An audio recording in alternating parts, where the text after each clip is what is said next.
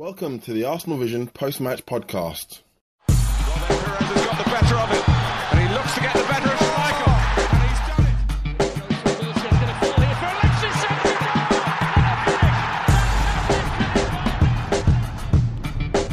Henry, chance. Should I do it? What the hell?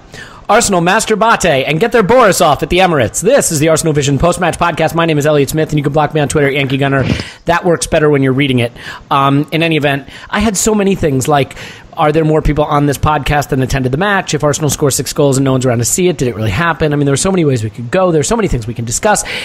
The few of you that are going to listen to this podcast are going to be treated to something special. I think there's stuff worth discussing. I think we're going to have a banner podcast, and I know Paul is going to be a part of it. His name is Pausing in My Pants on Twitter, but his name is Paul here. Hello, Paul.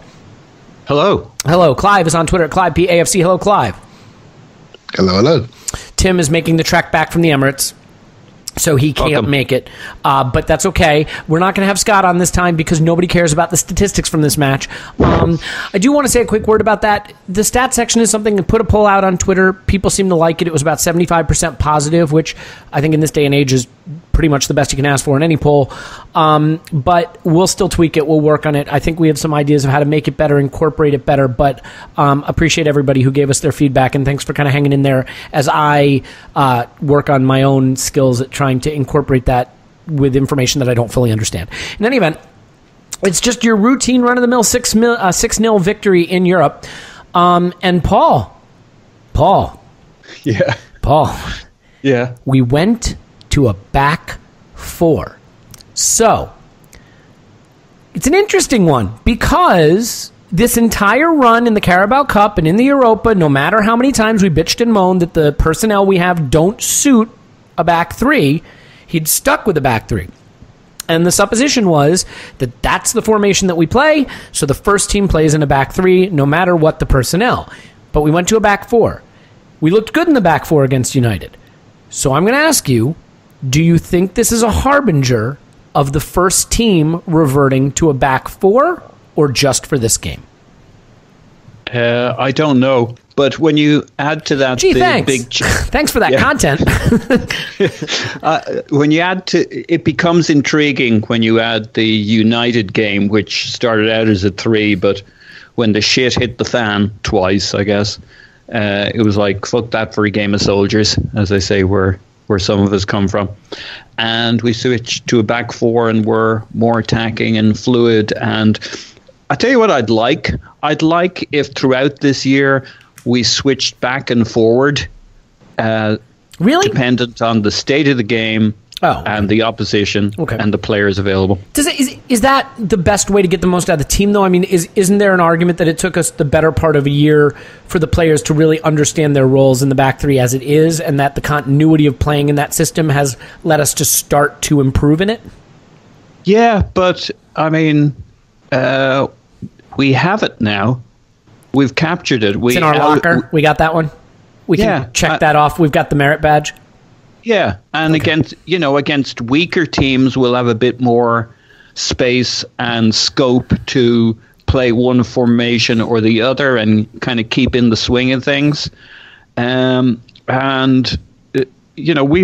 outplayed Chelsea and Spurs with the back three. I mean, would we have believed that a year ago? No, that's a good point. So we're good at it, especially when we play with high energy on the front foot and we press from the front. So we're good at the back three, and we've always been, I'm going to say this and not mean some of this, but we've always been really good with a back four and a 4-2-3-1. But of course, with both of them, we've managed to produce the same Achilles heel, which is when we are naive, we are overexposed, and in both scenarios we can have an issue with our midfields, but that's really not a formation issue. That's the nice thing. We managed to.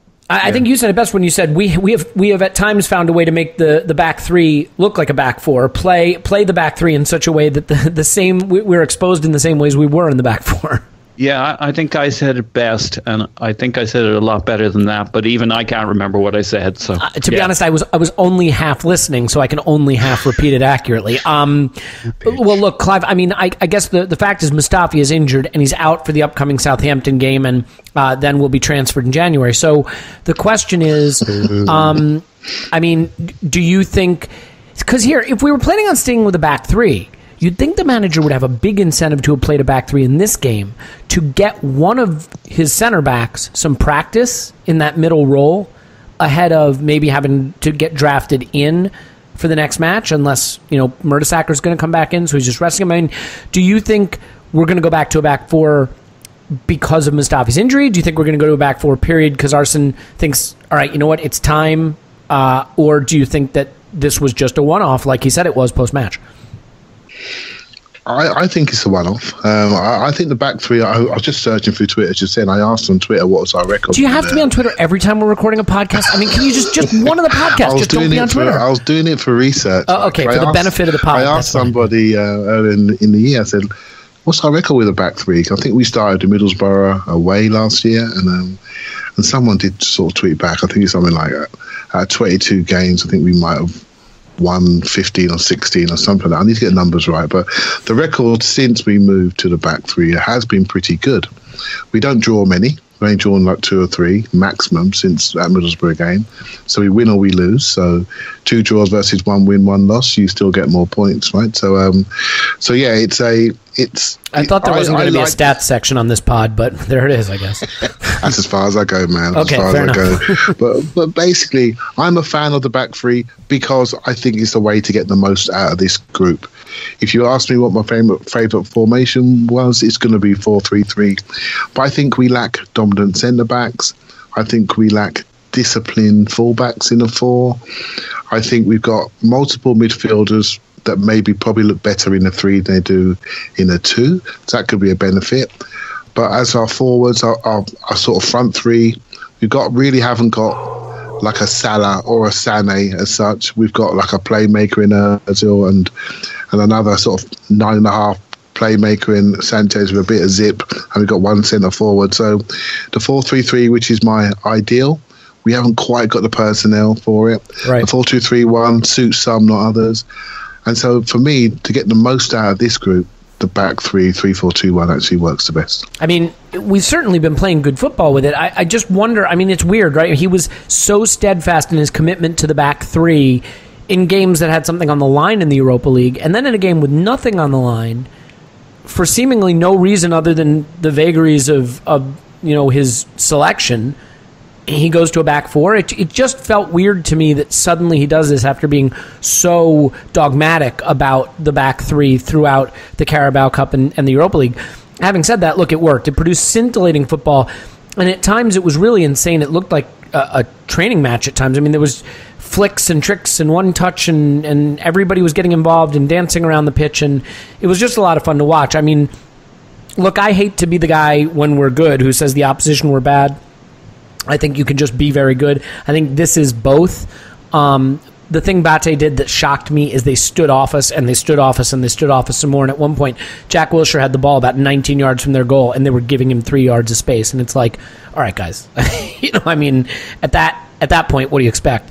But it was a lot of fun to watch. It could have been more goals, frankly. But Paul, we'll get to the players that were good, the players that maybe didn't shine as much as they could have, and some of the takeaways from the match. But a question that I kind of wonder is there a fear with a match like this that Arsene may overvalue the performances in a game like this, that the competition was poor, it's at home, they're giving you space, everybody's really playing great football in part because they're given a platform to play great football, and suddenly you hear fans clamoring for Jack should get in the starting lineup, and we'll come on to Jack specifically in a minute. But do you think that there's a danger when you run riot over poor opposition like this that the performances can be overvalued? Yeah, but I mean, I would think Arsene's not too susceptible to that. I mean, everybody's capable of self-delusion, and he's demonstrated a little bit of that in recent times. Well, let's face it, if he ever wanted to get Coughlin back in the starting 11, this performance would have given him an argument. I mean, this was just the game Coughlin needed to get back in the manager's plans. Yeah, we'll come to Francis in a little bit. It says who? Me. Okay. But didn't Arsenal pass some kind of milestone with this 700 wins of some variety or something? I mean, they said it was his 700th win. I'm going to take the club's word for it. So congrats to Arsenal. Yeah.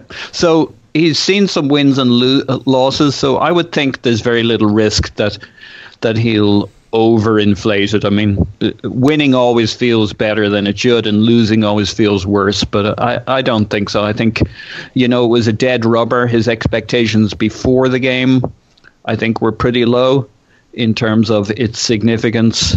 BATE managed to underperform.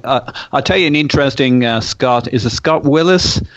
Scott Willis doesn't ring a bell. No.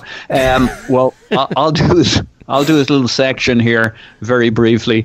You probably saw that factoid that we got a bigger XG against United than we did against BATE.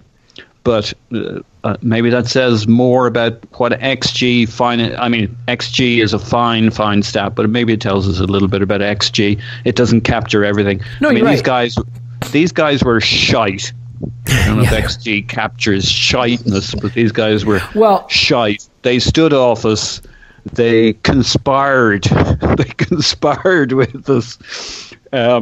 So I think everybody knows, don't they? You would think. Look, you go back, Paul. If you remember the game against Southampton in the FA Cup last season, when we were in the middle of just a dreadful run. We were playing horrible football, and we beat them with our second 11. And we were really good. And the manager made no changes based on that performance. And we were all kind of having kittens over that. We were like, how can he not put Maitland-Niles in or Oxlade-Chamberlain in midfield because they had looked so good there? But we also acknowledged it was a second-string Southampton 11. And, to be fair, the manager just ignored that performance and went right back to his first 11. In this case, his first 11 is playing really well. You would say he has all the more reason to ignore this performance with his selection. So... on that, you probably listened to the same commentary as me, who is a Fox. And you had the Irish fella, who's beginning to sound very English these days, and the other fella. Yeah, those fellas. Those were the fellas. Those two fellas. And they were pontificating on how we'd played so well. Some of the players had played so well. They had absolutely forced themselves into the first 11. He's got to consider them now. After this performance, how can you not consider them? Several of them. Yeah. And then the other commentator says, the Irish lad says, well, which one's going to start? And he says, that's kind of where it gets difficult. The reality is there's no easy way in for, we'll talk about Jack. The one thing I'd say in advance is I thought Jack played a stormer, but the only thing he's got himself in the frame for is the 70-minute sub-on for one of our midfielders or Ozil. I mean, I think he's doing great. I think he looks wonderful. We'll talk about that. Yep.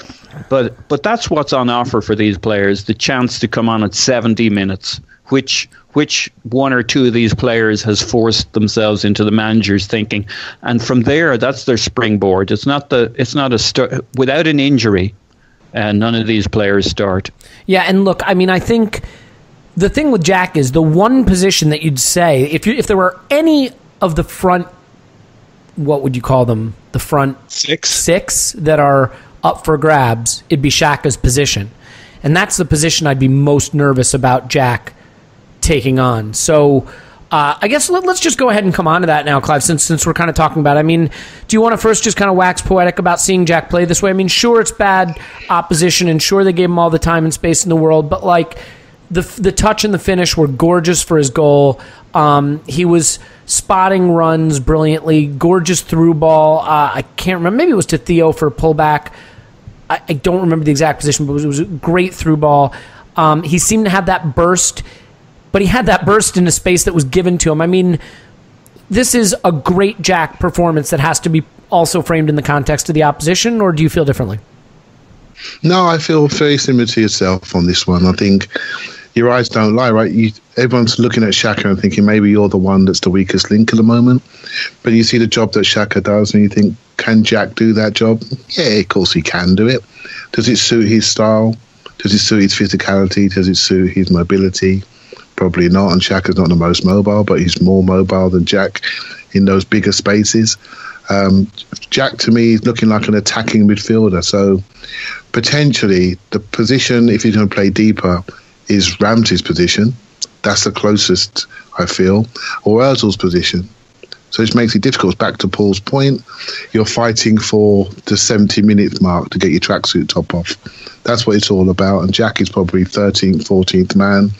There's a debate that Iwobi might be 12th man and Welbeck might be 13th man. Those three, maybe add Giroud on the end, are the closest four to breaking in. So for me, Jack is doing all that he can, but I think the first 11 is by a distance better than the second 11. And that's how it looks to me. And I just don't... When, say, for example, if Mertesacker comes in, we all know he can do a job. But we all generally know if Mustafi's playing well, he's a mile ahead. And it's the same for most of the positions, if we're brutally honest. If the first 11 are playing well, I think they are better than this next group. And then you look at the group that played, and then your eyes go to the youngsters and say, well, can I project you forward into something to start pushing those bench players? And that maybe is the one sort of takeaway from the game. Are the youngsters getting any closer to the established second string players? Yeah, I mean, I want to talk about the youngsters versus the second team players because I think there's a really interesting takeaway from that in a moment. But, Jack was good. Theo was really good as well. The back four, obviously, a huge fillip for Theo, who can play better from that wide forward position than he can from the two behind the striker position in the back three. But, I mean, Clive, if you wanted to put on your cynic's hat and say, why did the manager pick this lineup when he could have just picked kids? And why did he pick a back four?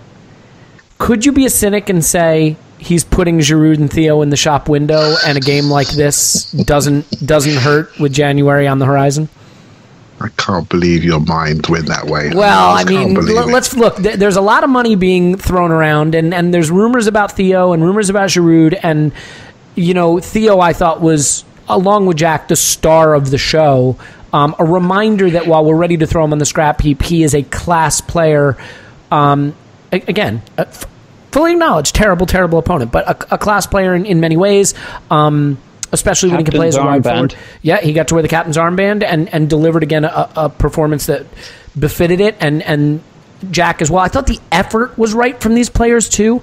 This wasn't.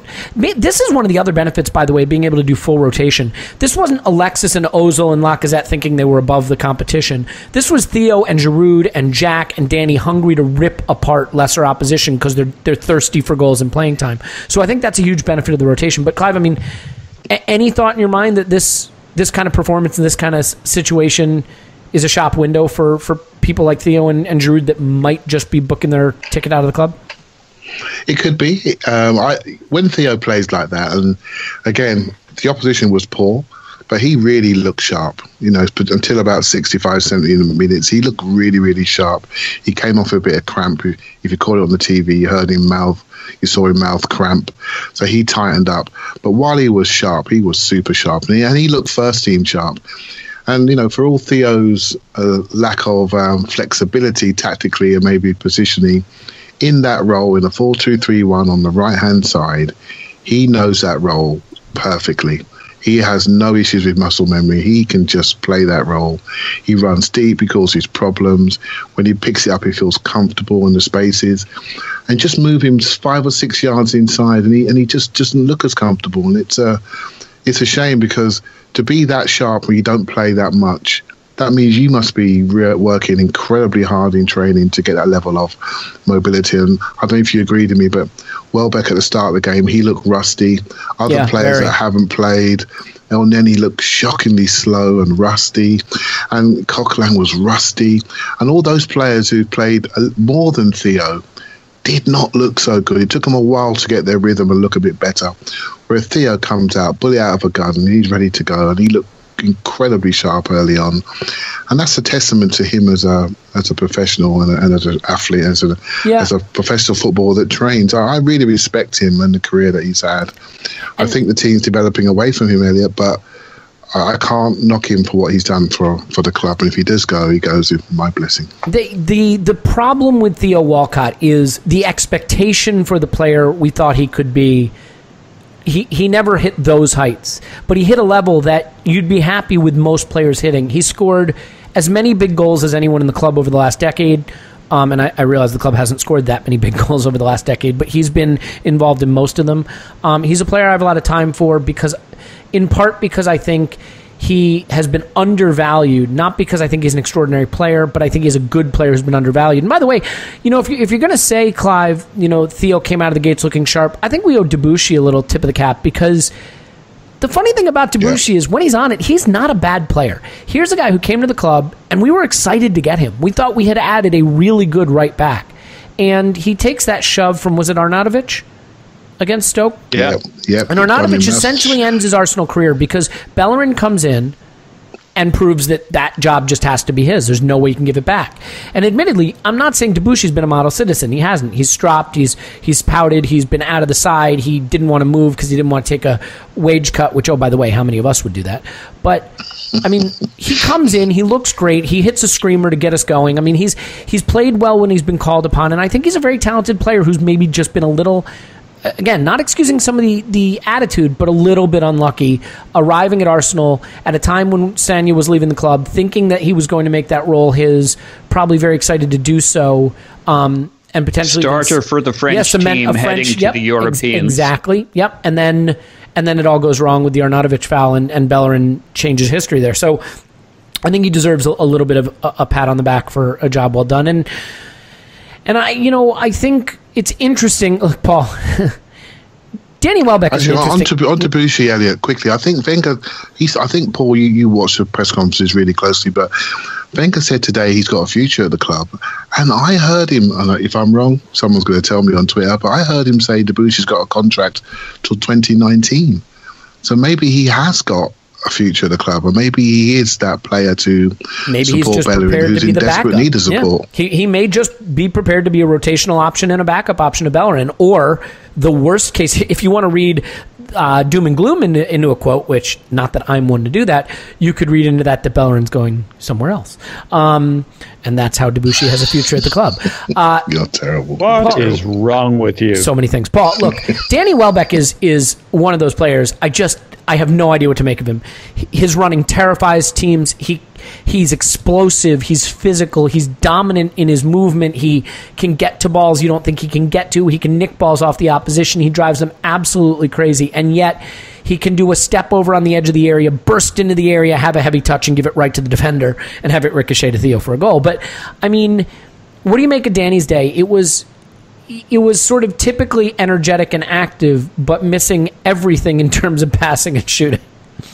Yeah, so I don't think he's actually being that typically Danny Welbeck at the moment. I mean, I think he's actually quite shite. I mean, somehow he's lost his touch beyond his own normal comeback levels. To me, he was trying to get himself a goal too, right? He was very selfish in that game. Yeah.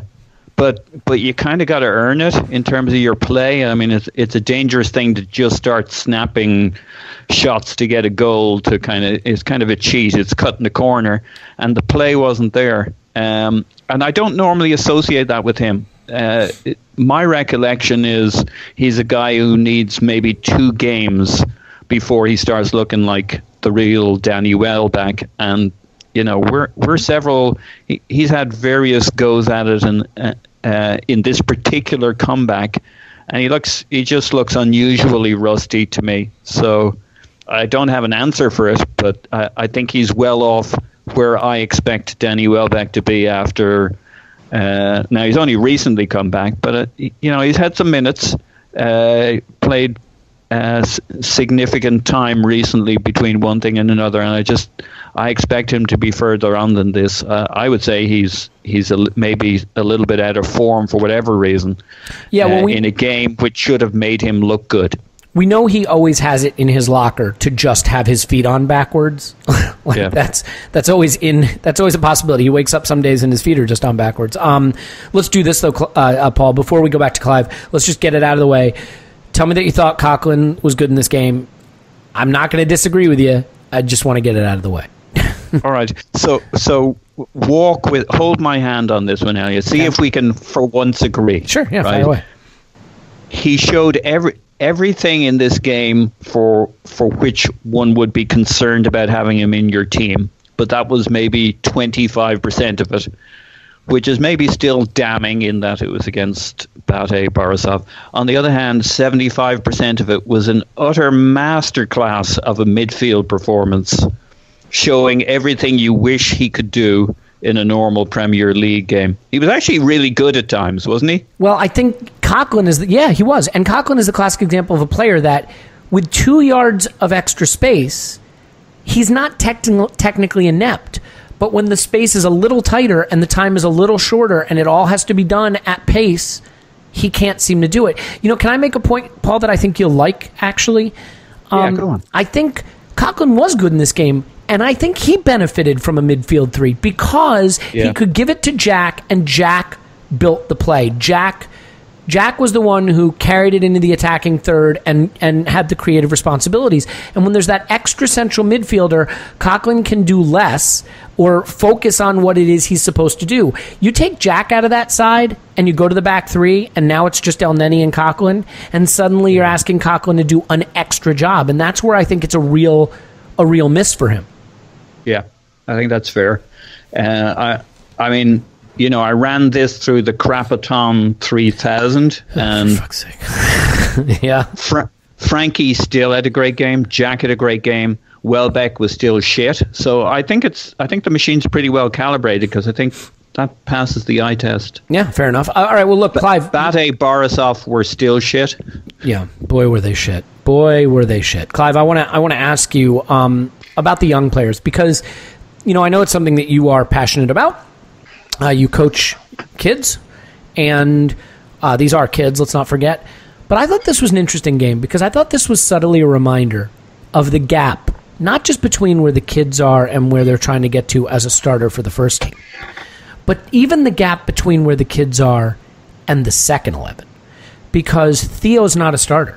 Giroud is not a starter. Danny Welbeck's not a starter. Jack Wilshere's not a starter. And those guys looked head and shoulders better than the kids did.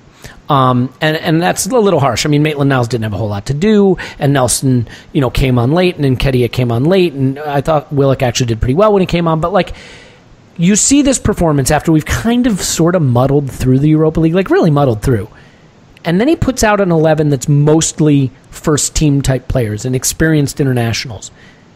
This really, really shows the gap, doesn't it? Because our kids aren't even at that level, and that's not the level they need to get to. They need to get a level above that. So was this a reminder to you and to them maybe of just how far the gulf is, the gap is that they have to bridge to get to being a starter at Arsenal? Yeah, I think all those names you mentioned earlier, they're all international players. Well, yeah, right? And they're not even starters for us. That's our second, those are the 13th, 14th, 15th, 16th player for us. Yeah, absolutely. I mean, Southgate was saying that, Jack Wilshere has to play for Arsenal. If he can't play for Arsenal, he can't play for England. Well, there's a number of those England players that couldn't play for Arsenal. Midfield that couldn't play for Arsenal. No way. And I thought, and you look around, it's hard to play for Arsenal. Theo Walcott is trying to play for Arsenal, and he's struggling to get in. Right, so and Theo Walcott is better than some of those youngsters right now when he plays well. That's what he is. He scored many goals, and he's been here 11 years, and he knows what to do. He's experienced professional footballer. Has played many, many games in the Champions League, and no matter how talented these kids are, which I believe this group is talented, and you'll see that when they play their under-23 games, when they're playing their full team, they come out on top in a lot of those games now, and they're doing quite well.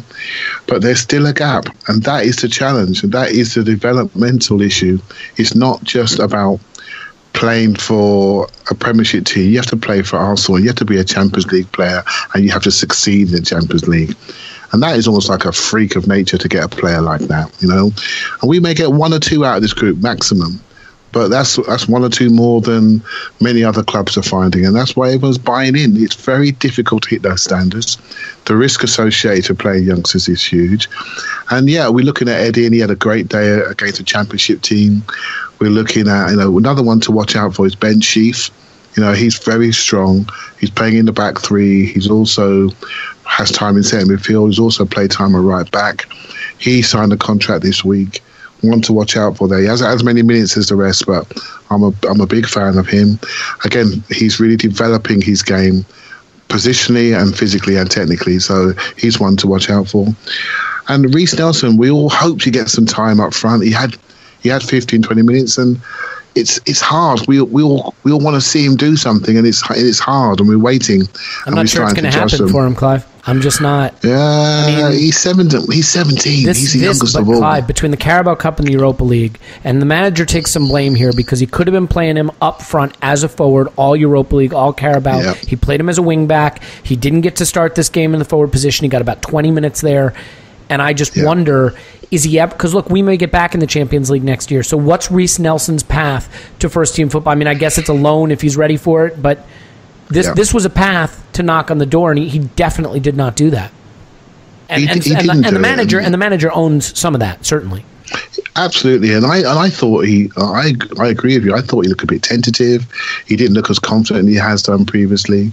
But you know what? What Wenger was doing, he actually said he was not giving the youngsters their time. He was now looking at December and looking at the multiple games we're going to have. We're going to have multiple injuries. And he was just getting minutes into the experienced legs.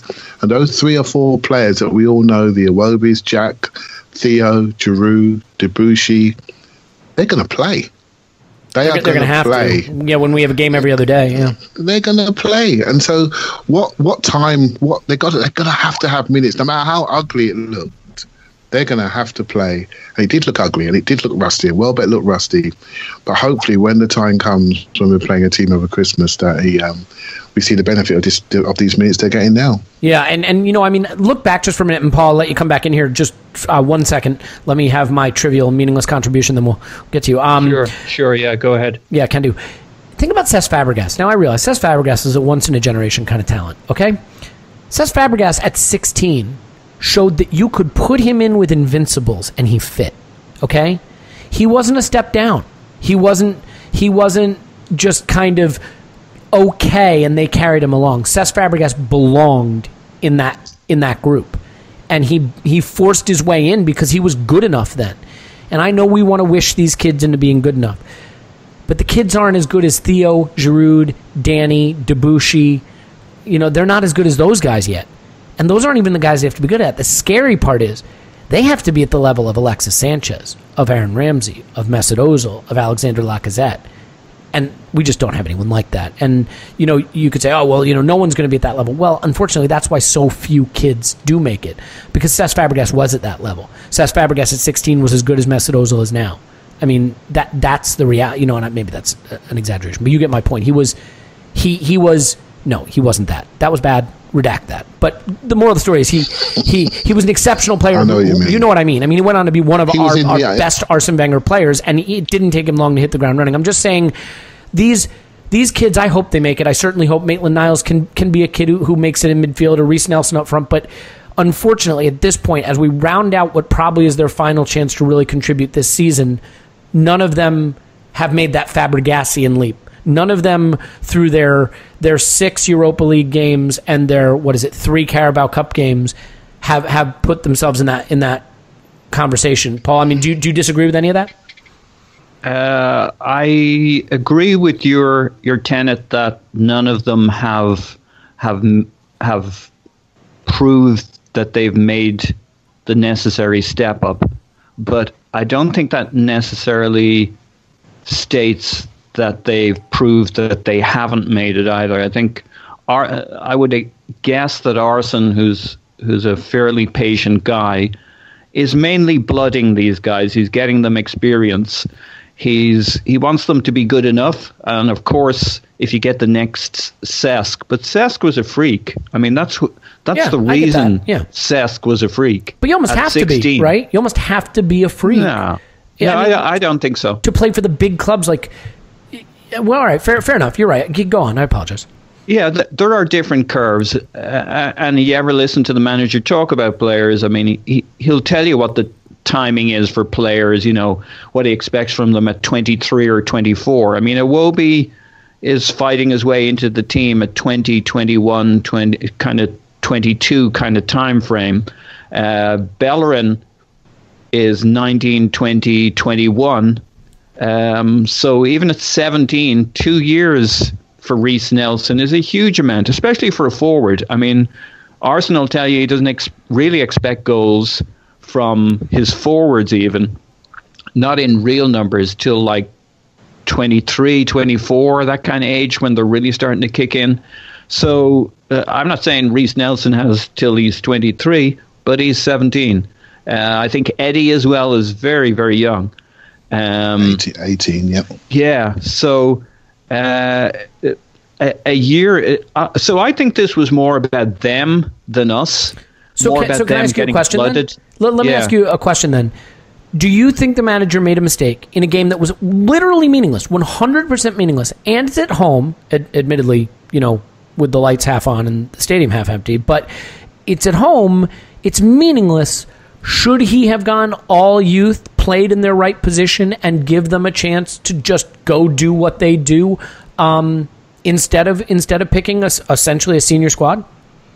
No, I think he's damned if he does and damned if he doesn't. He's got two masters to serve.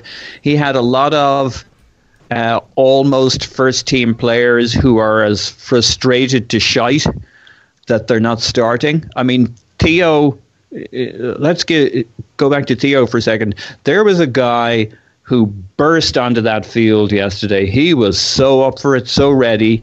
Gets the captain's armband, puts in a performance, is not going to start on Sunday.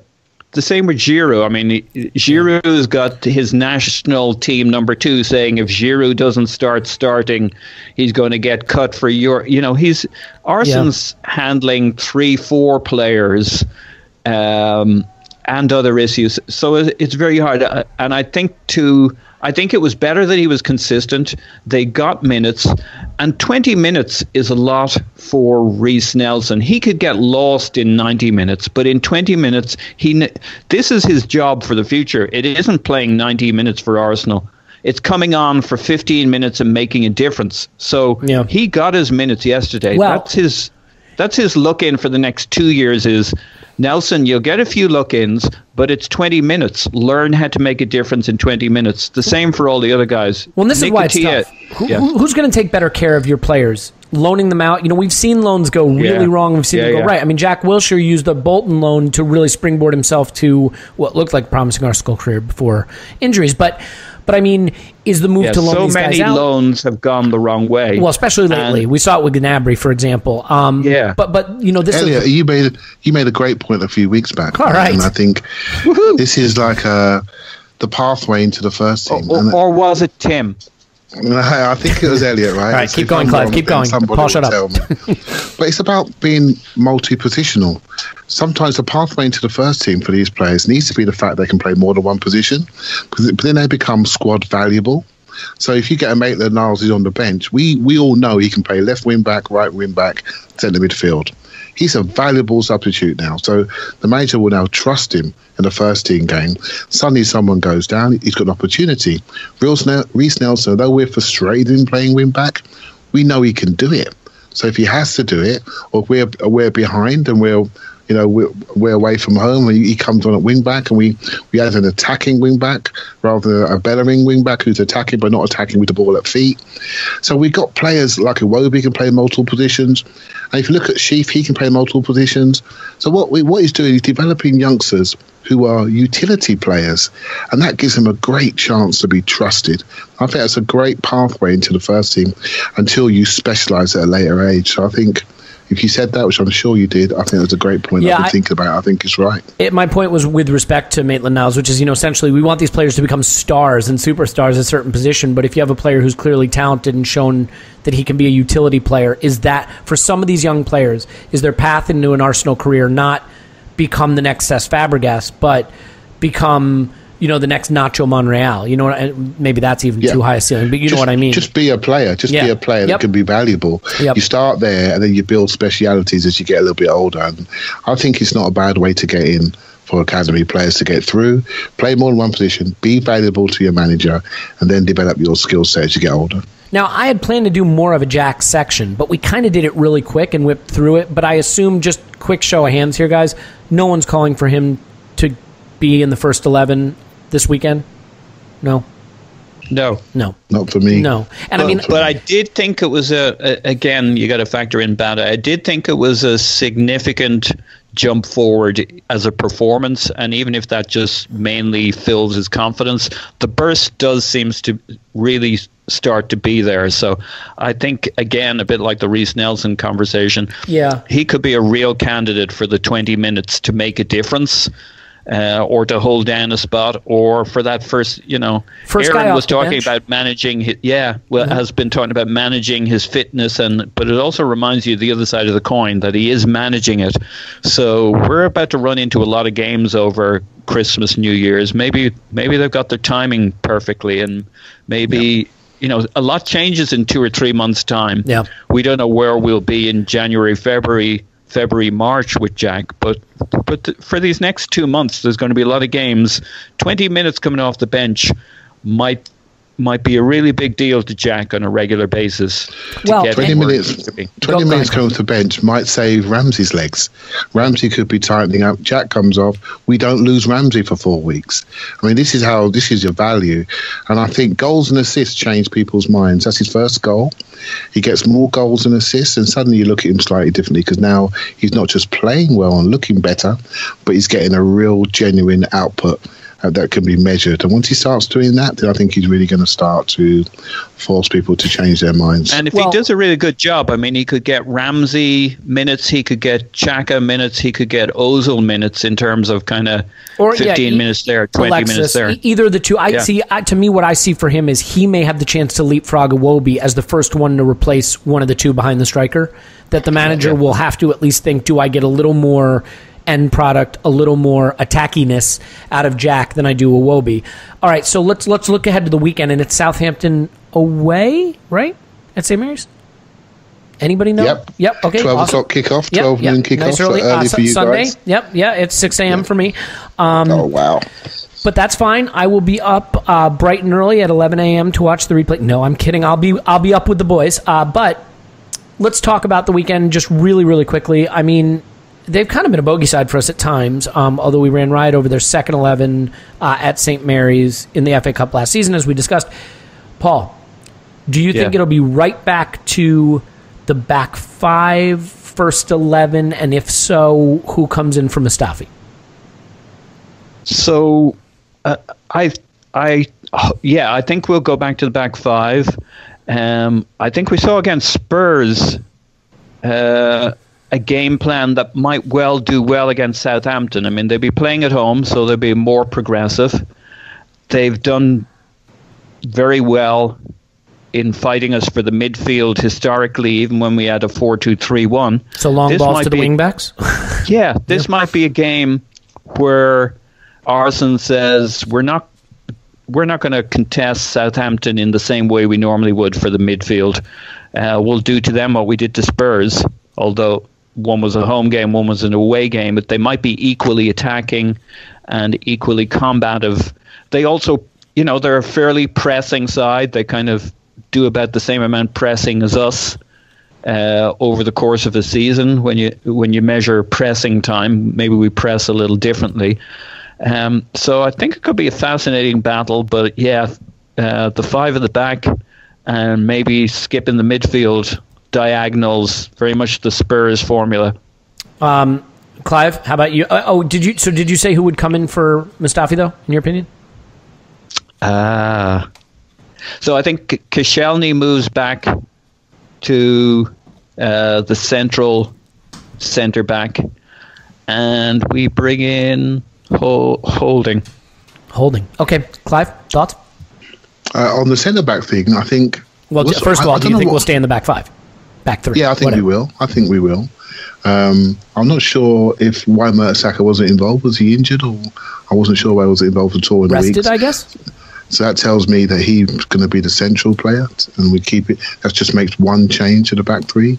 It's just one. He is the second choice central player behind Mustafi. Mustafi's out. If he's fit and well, I expect Mertesacker to play. Southampton play with a 4-2-3-1. They've got a lot of strong centre midfielders. They've got a player they got from Juventus called Lemina, who's a bit like Coquelin, but probably a bit stronger and just as sharp into the tackle. They've got Romeo. He's just a strong, terrible guy. He's actually not bad. Actually, he's done quite well in the time I've seen confused. him on TV. he's got something about him. I think Arsenal were rumoured to be interested in him as a defensive player, but he's very similar to Coquelin, in my opinion. But I think he's a bit stronger and a bit sharper in the tackle, so he'll be one to watch. They rotate their centre forwards. They've got Charlie Austin, who normally does well against us, and Gabbiadini, who I rate quite highly, and I think he's a very good player, and he plays up front for Italy. So they're to watch. I think, Paul makes a good point. I do think we need to just make sure we're playing in the right areas. I felt against Manchester United we played too much in the wrong areas. We got picked off. Once we pushed them back, we looked dominant. If we can get on the front foot and make sure we're playing in their half and make sure they're doing a lot of defending, I think we'll be fine. They're not high goal scorers. I think we'll take them, but we must not let them get ahead because they've got a lot of strong centre midfielders who will fight and battle and tackle, and so it'd be difficult to come from behind. But I fancy us if we go one up. I have a weird feeling. It'll probably be wrong because more often than not, I am wrong. I think we'll go to a back four. I think Iwobi will come in.